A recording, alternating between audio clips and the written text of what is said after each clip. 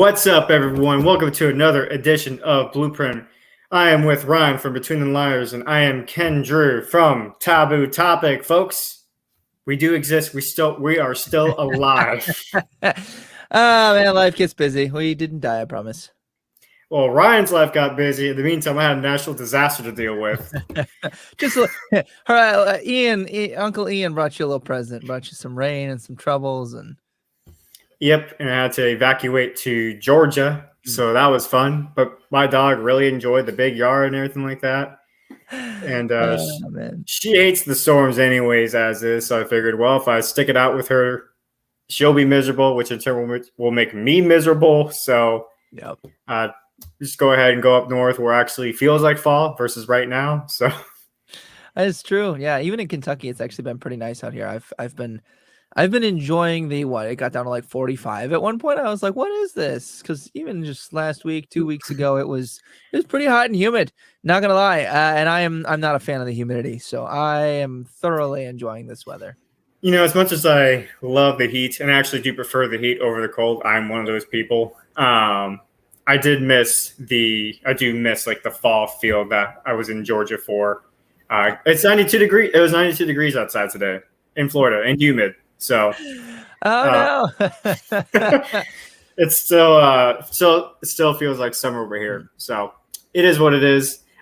Folks, we got a quick announcement we're going to make real quick. First and foremost, we got to give credit to the song, Devin Farley, for the intro song. And also, folks, we got to give a big round of applause for our guest, our co-host, Ryan. He is getting officially married finally in Saturday. Woo! So this is the last pre-record. This is the last recording, I should say, of him actually being a legal bachelor. I'm sure if he called him a bachelor, his girlfriend's not going to take too kindly to that. But he's a legal bachelor. And by Saturday, he will be a Mr. and he'll have a Mrs. And sir, how do you feel about that? It's kind of surreal. It's been one of those things. It's been like a long time coming, but it's been like so long. That's like, oh my goodness, it's here. But excited, slightly nervous with the details, not with the marriage portion or any of the decisions that I've made there. I chose well. More just about finalized details coming together, making sure that everything, well, I would say goes according to plan, but we know that like nothing ever goes according to plan, especially at weddings. So, just as long as there's no major catastrophes, it'll all be good. I'll be married at the end of the day, and that'll be it. Yep, and then you'll hit your honeymoon phase in December. Yeah, unfortunately, since we go to different schools in different parts of the country, honeymoon is going to be in December. Nice. Yep, I just return to my students and teach, so it's going to be a pretty... After the wedding day, it's just kind of mundane, just going back to normal life. I see. Well, while I was in Georgia, life update for me. I'm seeing someone now. So really, very nice. Yep. Man, Hurricane Ian was very kind to you. It was. I was even telling my aunt and the person I'm seeing right now, as far as like I was feeling burnt out before the hurricane showed up by school, and Hurricane Ian canceled classes for an entire week. So it was an actual vacation for me.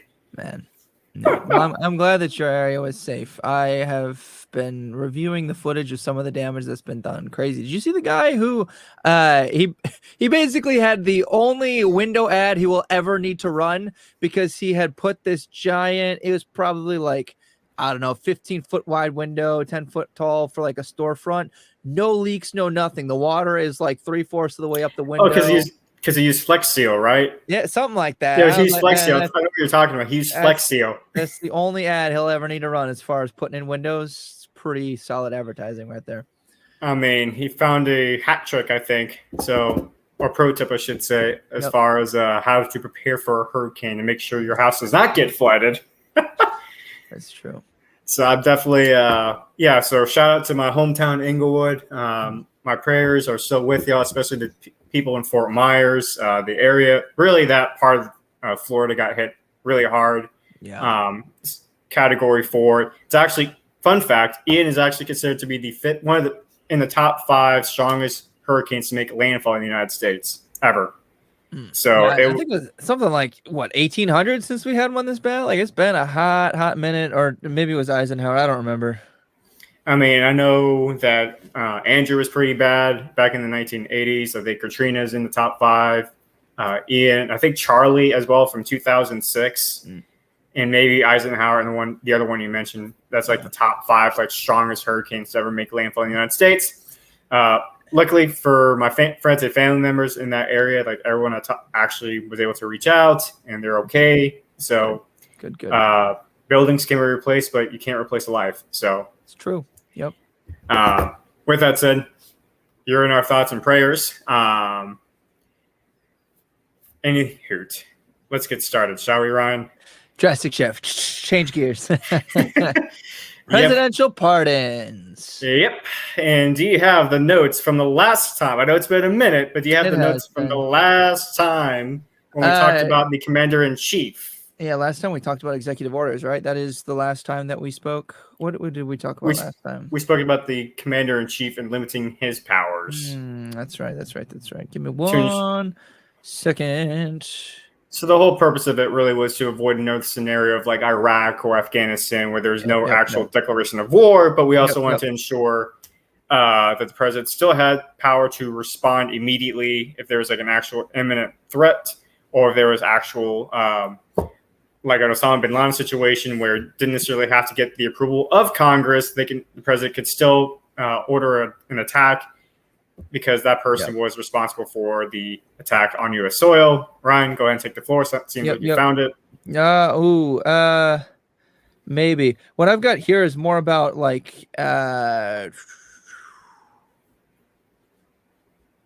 last thing I'm seeing on these particular notes is the executive orders. That's why I was thinking that's where we're at. What you're saying rings a bell for me. That's why I was nodding along because I was like, yes, it's coming back to me. But I don't have the specifics. Sorry. You've had a busy life lately, I have. I'll give you a pass. That's no excuse. I failed. I should just quit my. I should return every cent I've ever made as a podcaster, which I'm doing right this second because I've made none. So Ken, I'm back to you. What? Well, you had a good handle on it. I remember us going over it, but I honestly do not remember specifics. So that was like the gist of it. Another thing also is we wanted to ensure that the at least the 3-letter mafia's powers to pursue crimes in states, like they actually had to get the approval from the state governments first to actually do an investigation, unless there's an actual federal specific crime. Because basically the idea of it was to ensure we didn't have another scenario of the FBI invading like Trump's home, for example, or invading private citizens' homes who were part of January 6th, who maybe they were just there at the White House or the Capitol Hill, and they were let in. Process in general is what we were looking for. Basically to protect the due process part. And so we really slashed the power of the CIA and FBI. We didn't necessarily get rid of them necessarily, and that's another conversation as far as whether or not we think they should continue to exist. Yes. But go ahead. I was going to say another thing that I do remember that we did with the president was there was not going to be any more of the President Obama, we're not in a war, but we've got a proxy war because we send drones. It was pretty much going to have to be a declaration of war. An actual declaration of war or nothing. The president, I think we limit it to the president could only push for immediate action in the event that we had an invasion on our own soil, right? Because that obviously requires quick and decisive action. But everything else, we gave the president the power to, Congress could say, you have the power to take out X terrorist, do what you need to execute the grounds, but you can't just decide I'm suddenly going to bomb. And then we did that so that you wouldn't have an instance where it's like, oh, we finally got Osama bin Laden's coordinates. We got to wait on Congress to get their stuff together. This was going to be more Osama bin Laden is a green light. Anytime, and that was the way that we set that up, if I remember correctly.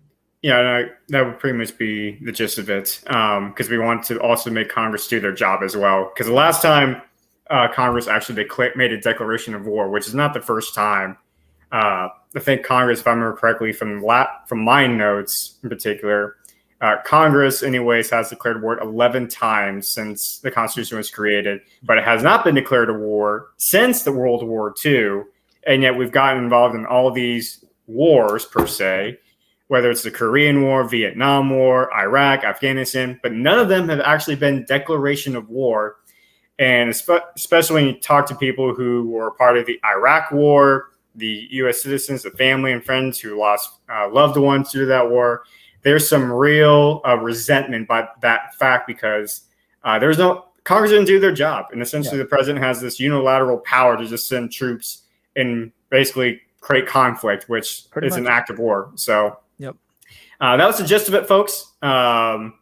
With that said, this also gets into, we kind of touched briefly on, I think, if I remember correctly, what happens if the soldiers, airmen, Marines, like they commit a crime, during this war of conflict and everything like that. And it kind of was a springboard to presidential pardons. Yes. So one of the big questions people have in general is what should be the legal basis of a presidential pardon? Honestly, this is another issue in the Constitution where there's not a whole lot of clarity. It's mainly subjective, and it's based on the president's sentiment about the individual and situation. Right. Now, of course, the president can only grant pardons as long as their jurisdiction allows it.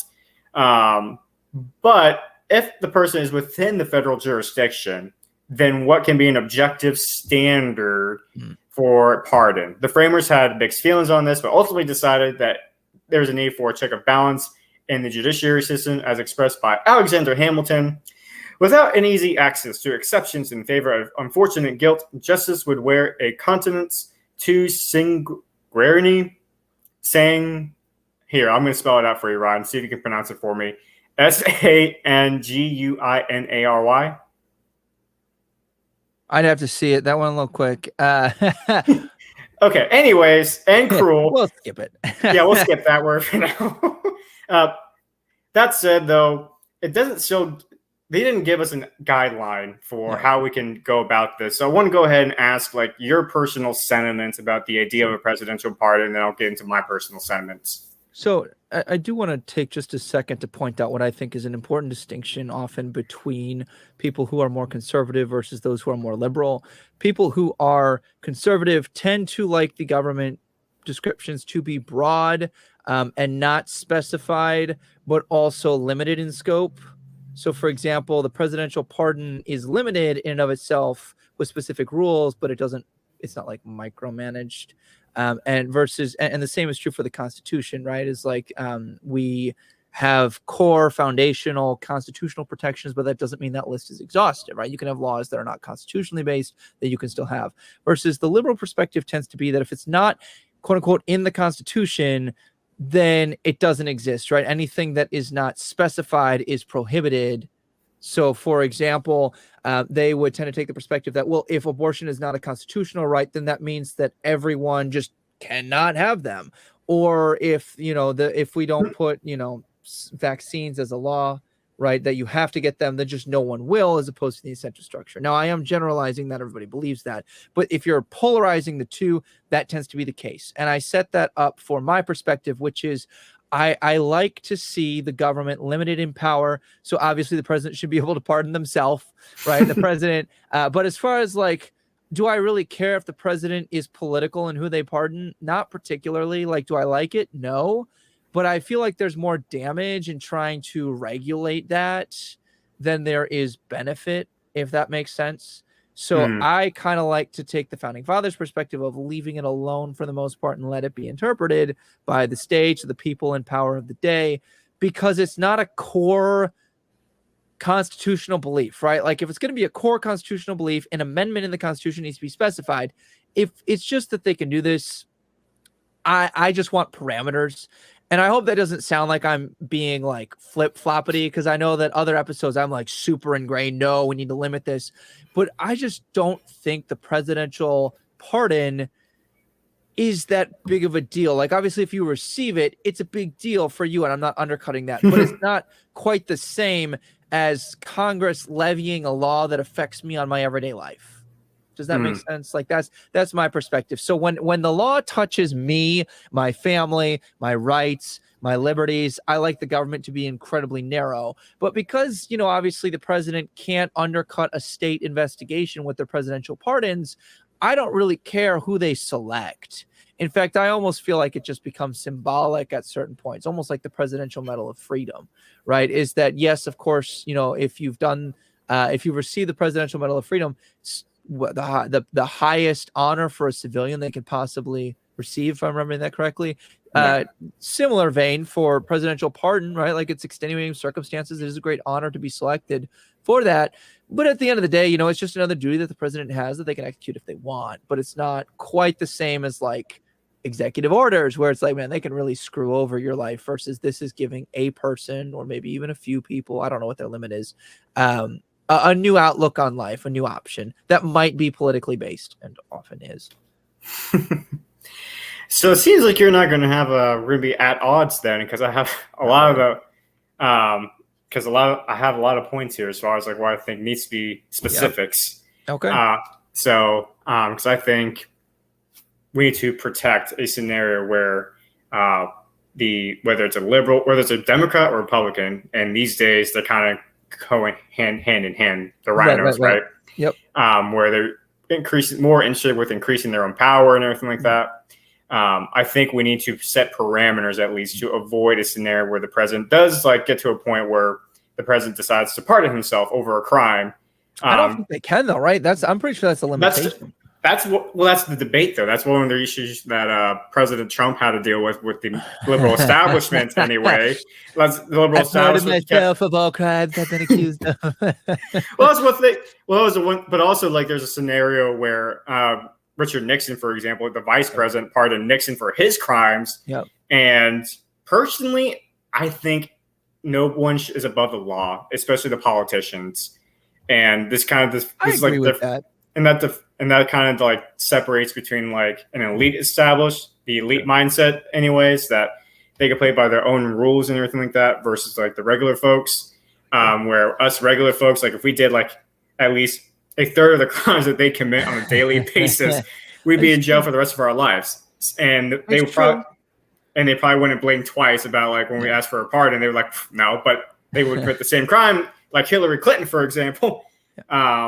She could get a pardon and everything like that, but someone like who was in the military that maybe did something along the same lines, maybe like let's say what's his name, Julian Assange, the one who like gave the information, is in political asylum right now in Russia. Yep. Right now.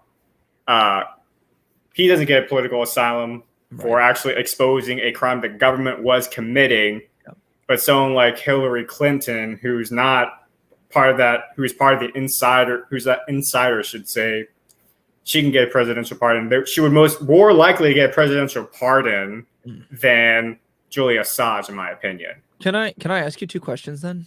Sure. So my first question would be, I'll as all comm scholars do, we start with a very long statement and then we finally get to our questions. So bear with me.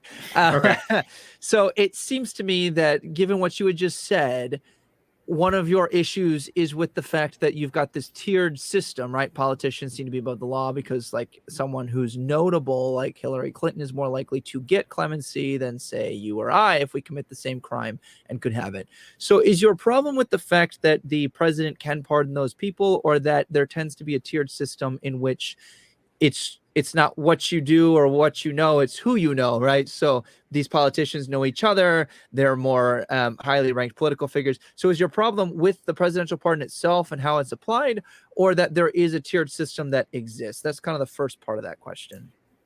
I would lean more towards the latter, but even like even your first question, as far as like how the presidential pardon system is in general, because I think without those parameters, that the vagueness anyway, that's what leads to that tier system anyway. Sure. No, yeah, that makes sense. So then I guess my second question to kind of follow that up is, would you be, and you don't have to pick between these two, but I'm seeing two directions we could go here. The first is limiting the presidential pardon to where you can only give it to X group, versus expanding the protections for people in extenuating circumstances so that they don't need the presidential pardon.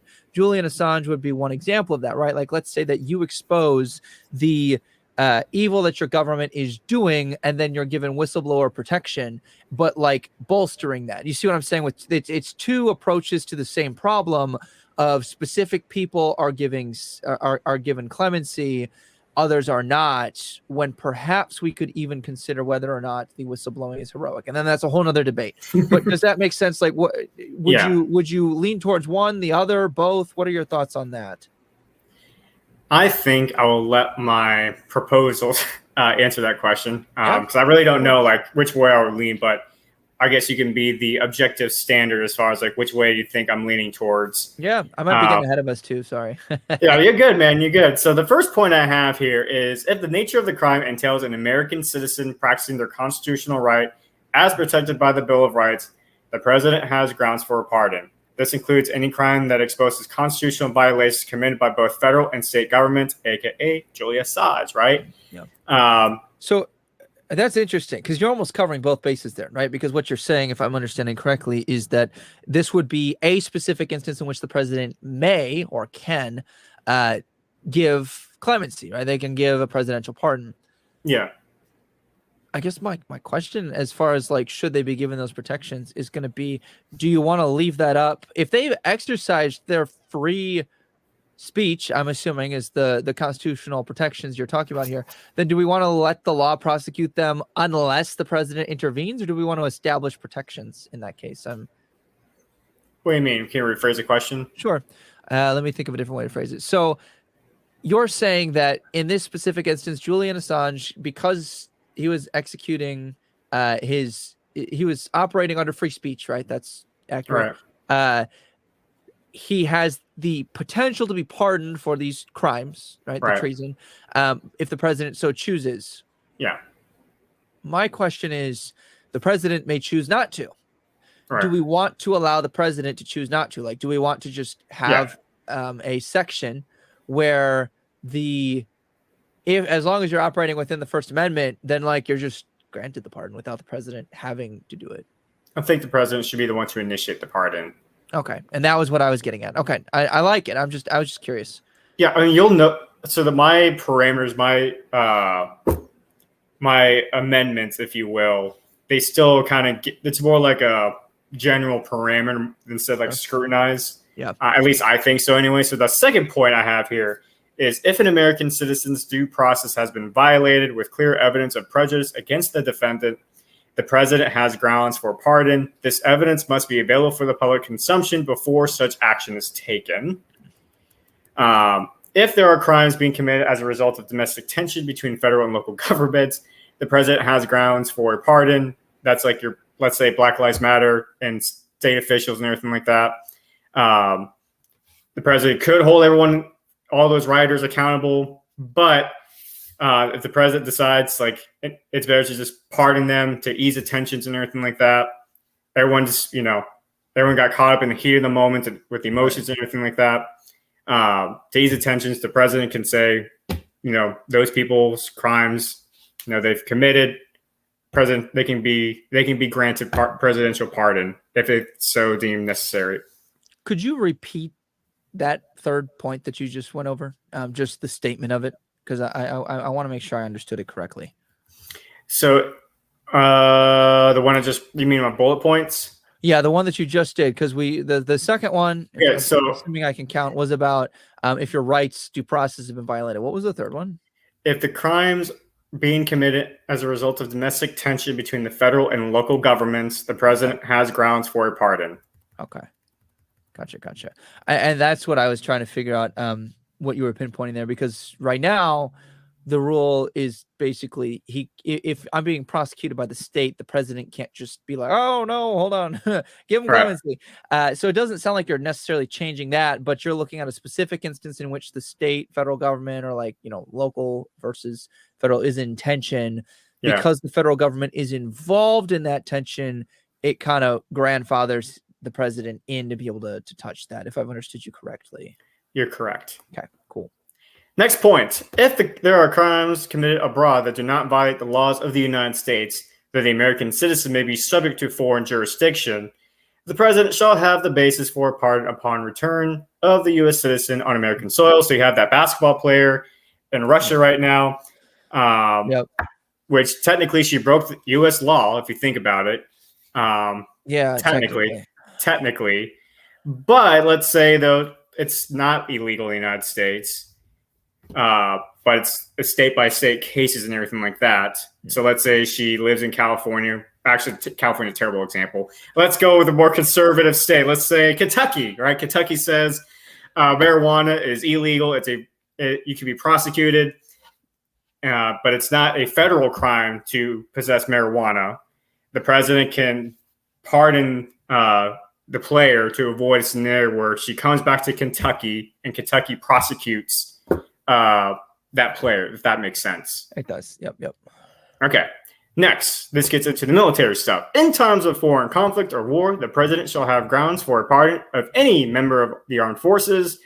And the reason why I have that in there, because, war is hell. And sometimes people they just got to do what they got to do to survive. So I couldn't help myself. I committed war crimes because of the war. I mean, there are some like outright like serious war crimes and everything like that, but there is a lot of subjectivity, I think, as well. I'm just giving you a hard time. I knew what you meant. I chose to be facetious and blow it out of proportion. That's me being sarcastic. Sorry. You're good. For those who have just started listening, I'm a sarcastic person who likes to be kind of a dick sometimes. Ken's point was just fine. I just had to make fun of it. That's all good. And then the last point I have, in times when an elected official or appointment on a state or federal level has committed a crime against the United States of impeachable standards, the president shall not have grounds for a pardon to include the presidential position itself. So that's the only time the president does not have. Who committed an impeachable offense? Someone like an elected official, an appointment, like a cabinet member, like Dr. Fauci, for example, or the president himself. Anyone who's like who holds a public office, is a public servant. The president does not have grounds for a presidential pardon at that point. Sure. Yeah, makes sense to me. Those are my general parameters. I don't really have a problem with any of them. I know that I think you'd mentioned earlier we might have some tension because like you did have some reform things. The other thing is that like this is not such a big issue to me that I'm like, I must get my way on this. You know what I mean? Like this is where I can be like, all right, like these make sense. They're well reasoned. I didn't have strong opinions on them, but even though I was quote unquote opposed to like mandating specific things, I didn't really have a huge. You weren't that passionate about it. Yeah, it's not something I'm like, oh my God, yes, this must be the case. Passionate. Yeah. So no, those are well reasoned, and I think that they make sense. I can't. Would you keep the parameter then that the president cannot interfere with the state investigation? Then that doesn't go away. This is just kind of a more tailored lens on that, if you will. Basically. Okay. And it's so vague as far as there's still room for interpretation as far as a subjectivity for the president and who should be pardoned and everything like that. But it just kind of gives the president a general idea, like, you know, what constitutes as a grounds for a pardon versus what doesn't constitute as a pardon. So this would mean then that, for example, if I committed treason against the United States, the president would not have the opportunity to pardon me unless it was tied to, say, your example of I was executing one of my constitutional rights. Right. Or like Julian Assange exposing crimes that the United States were spying on the American people without warrants, for example. And so hence. Interesting. Okay. Mm-hmm. Gives you perspective. It does. I'm just curious. Was there specific people that have been pardoned that you didn't think should be pardoned, and that's why you wrote these the way that you did? Or is this just to head off any potential political activism, so to speak, for the president? I mean, honestly, like besides Julian Assange, like for the most part, it's just kind of like a head off. Like it's a topic that the founding fathers touched on when they were creating the executive branch. Yep. And it's one of those things where I personally, going into this anyway, I believe that the founding fathers, in hindsight anyway, they did not saw the problems that would come from the president's power growing like it did to the point where it became an elected monarch. Sure. So this is one of those things where we're basically trying to erase the idea that the president is an elected king. And pardons, in my opinion, kind of gives like that king-like power, if you ask me. And so by creating these parameters, we further erase the notion that we have an elected king at the DC level. I like it. Yeah, no, I'll sign off on these. Now I will I'll think about it like over the next week, right? Like I see nothing wrong with this, no reason that I would be opposed to this, but next week something pops up. I'm like, oh man, I should have thought of this. I will. But like right now, I don't really have any problems with anything you said. Like I said, I don't think that there's really any that tension that you were thinking might be there. So I'm good with it. Some disagreements, some clashes going on here. Just a little bit, just enough to keep you honest. It's not really something that I'm like, oh yes, I must just for the sake of clashing do it. No, that's not where I'm at. I'm good. No, you're good. You're good. So you have any final thoughts as we're about to wrap up the executive branch finally? This is like the last episode of the executive branch. Before we move on, folks, to the actual electoral process, and that's the electoral college, including the election security. And then after that, we'll actually be doing the ratification process. I don't have anything off the top of my head. I will say just blanket on this particular branch. I am pleased with how we have limited the king-like power that you mentioned, because I'm pretty dang tired of that. So we've achieved my major goal, and honestly, a few goals that I didn't really anticipate till we started talking through this. So I am pleased with what we have done with this. Well, my conclusion, based on my notes here on the Substack, folks, which you can also read into and see what I'm reading off of, but more or less, the Federalists and the Anti-Federalists were right. The president does need leeway to enforce the laws in place. However, the lack of guidance in the final ratification, the president did elevate to a king-like position. Who knows? Folks, let us know if you think some of these proposals are still too vague. And there may be, and let us know if you think there's some that are too strict. Maybe you think the president's pardon, you're along the line with Ryan. Maybe have a stronger passion than Ryan and say, Ken, you need to let this go. Let us know. It's understandable, though, why the framers left the executive branch as vague as it did, because it's very complex. You want to have the president, you want to ensure the president has enough power, but also you want to have that king-like status. The nature of the, really, I think overall, when we went over the executive branch, it's just the nature of the president's powers is what it seemed to be missing from the final ratification. That's what I really tried to do anyway, as far as just kind of create the nature of the president's powers when we come up with these proposals. Not necessarily give it like a strict outline, but just kind of give like a general parameter basics as far as like, all right, so for an executive action, this is the parameters that should be constituted as a legal executive action versus not, a legal action to send troops versus not, etc. Yep. And let us know also, because we did go over like the executive singular system versus the plural system. Let us know your thoughts about that too, because I know AK and Ryan and I, we didn't necessarily. We did kind of go over quite a bit, more than we probably anticipated. But let us know if you're more along the lines of like we just need to leave it as singular, or maybe with AK as far as having a more pluralistic system, executive power system, or somewhere between the liars. Way to drop that in there. Love it. Yep. Full circle. But regardless, it's a foundation to begin rethinking what a smaller government entails. So, folks, let us know. Hopefully you enjoyed today's episode. Please, by all means, check out Ryan's Between the Liar pages on social media, whether it's Instagram, Facebook, right, Twitter, even Twitch. It's literally Between the Liars. Yep. I'm the different person. I'm the one who has to be different. He's got to be special. I got to be special with the Kenjin Express on Instagram and Truth Social and Getter. Also find me on Taboo Topic on Facebook. But also, most importantly, though, folks, before I forget and let Ryan close us out, make sure you smash that like button. Make sure you smash the subscribe button and the notification bell to help boost our self-esteem anyway, to hit the notification bell. Please, let's beat the YouTube algorithm. And Ryan, please take us away. All right. Remember, you can find us on Spotify, Apple, YouTube, Twitch, and Google Podcasts. Like Ken mentioned, subscribe to our YouTube channels and follow us on our social medias to stay updated. Although I've been relatively inactive, but we'll get those up and running again. I promise we haven't died. If you enjoy this show, give us a 5-star review and share us with your friends. Subscribe to those channels. I'll say it again. Subscribe. I'm trying to reach 100 subscribers. We are at 75 right now. All right. Help us with those ratings and help us envision a smaller, more controlled government. And remember, that starts with a blueprint. We'll catch you back here next week.